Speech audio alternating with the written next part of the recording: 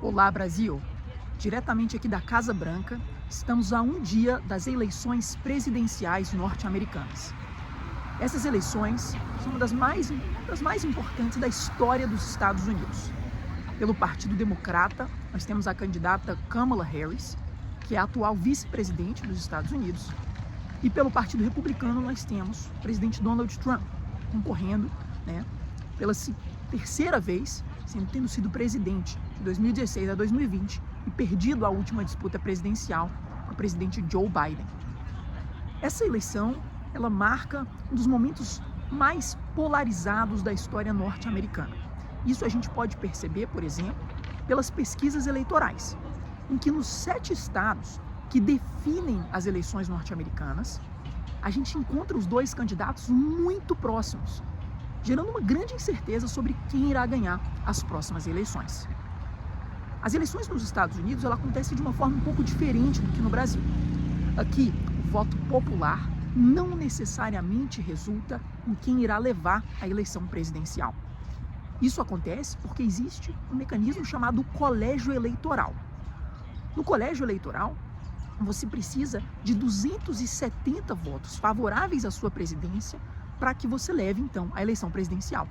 Isso gera situações bem estranhas, como, por exemplo, casos em que um candidato ganha no voto eleitoral da população, mas perde no colégio eleitoral, então não torna-se presidente.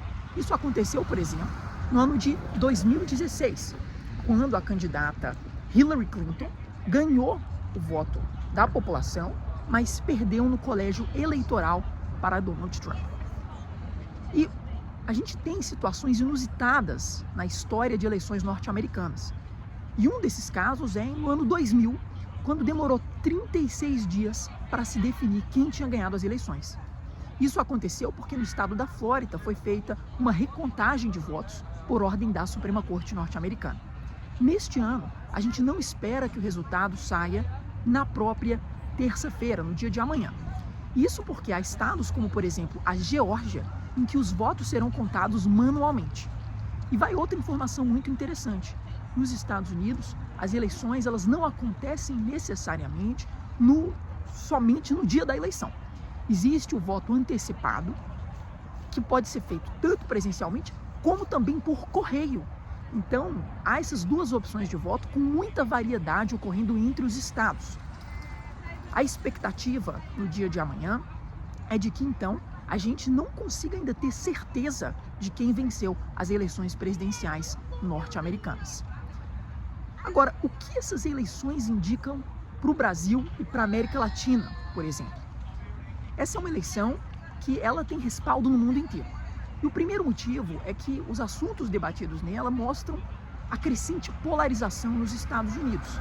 E essa é uma polarização que ela não se resumirá a essa eleição, mas será prorrogada pelos próximos anos e muito provavelmente haverá um aumento dessa polarização nos países ao redor do mundo. No que tange à política externa norte-americana, há algumas diferenças substanciais entre os dois candidatos. Quando se trata, por exemplo, da guerra na Ucrânia, o candidato Donald Trump é favorável aos Estados Unidos pararem de destinar verbas tão substanciais como foram feitas nos últimos anos para o país ucraniano. Já a candidata Kamala Harris já se comprometeu a continuar um apoio substancial à Ucrânia para que consiga resistir à invasão russa.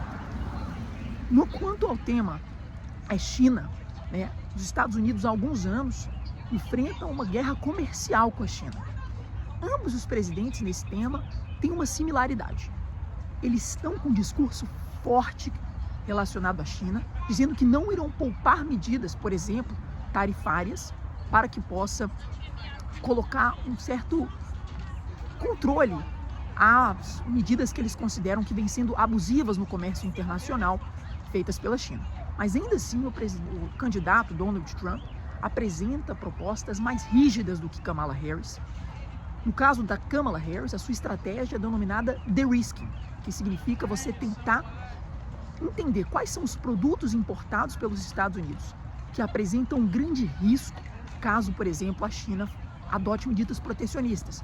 Então, para que os Estados Unidos possam adequar a sua economia para diminuir o risco nesses produtos. E no que tange à América Latina, acho que algo que decepcionou um pouco os especialistas é que a América Latina poderia ter tomado um papel mais relevância durante essas eleições presidenciais, no debate entre os dois candidatos. O tema que mais tomou a atenção de ambos foi a questão da imigração, um desafio enfrentado pelos Estados Unidos sobre os milhões de imigrantes que vêm de países tanto da América Central como da América do Sul e entram pelas fronteiras norte-americanas. Aí entra uma das propostas mais polêmicas do candidato Donald Trump, que é propor uma deportação em massa de imigrantes que estão sem documentos aqui nos Estados Unidos. O que nós podemos esperar e algumas lições que nós podemos tirar dessas eleições presidenciais norte-americanas são de que encontramos-nos em um momento em que os Estados Unidos apresentam uma das maiores ameaças à sua democracia na história. Isso vem pelo fato de que Donald Trump já passou a indicar que provavelmente não irá aceitar uma derrota, caso ela aconteça, em que haveria, segundo ele, uma suposta fraude sendo orquestrada pelo Partido Democrata. E isso nos remete ao que aconteceu em 6 de janeiro de 2020, quando houve o ataque ao Capitólio. A gente pode observar aqui nos arredores da Casa Branca que há uma segurança fortalecida para impedir qualquer caso que venha a invadir as instituições norte-americanas. O discurso dentro dessas eleições presidenciais dos candidatos vem também sendo muito mais violento do que jamais observado. Muito recentemente nós tivemos um conflito dentro do Partido Republicano, que o candidato Donald Trump veio a dizer que uma das grandes lideranças do Partido Republicano, a Liz Cheney, deveria ter metralhadoras sendo treinadas em direção a ela.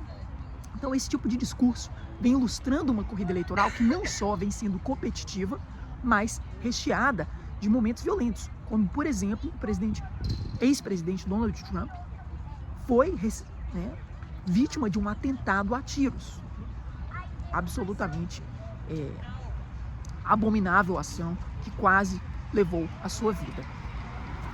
E aqui, observando a eleição norte-americana, algo que eu digo de mensagem para o Brasil em comparação com as nossas eleições, é de que eu sinto que quando estou no Brasil, as eleições elas são ainda mais vibrantes.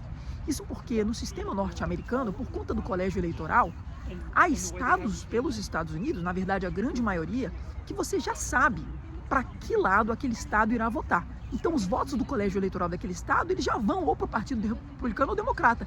Então o seu voto acaba importando menos de certa forma. Então quando você está, por exemplo, aqui em Washington, quando você está na cidade de Boston, quando você está na Califórnia, a gente já sabe que esses lugares irão votar pelo Partido Democrata, por exemplo. Então você não enxerga uma mobilização popular como você enxerga no Brasil, que você sente o clima de eleição nas ruas de uma forma ainda mais intensa e que cada voto em todos os estados é contado de forma equânime. Então, deixo aqui registrado as expectativas dessa eleição presidencial norte-americana diretamente da Casa Branca. Ficaremos na expectativa e que corra de uma forma tranquila e uma transição procedimental de poder que seja saudável para a democracia norte-americana. Um grande abraço.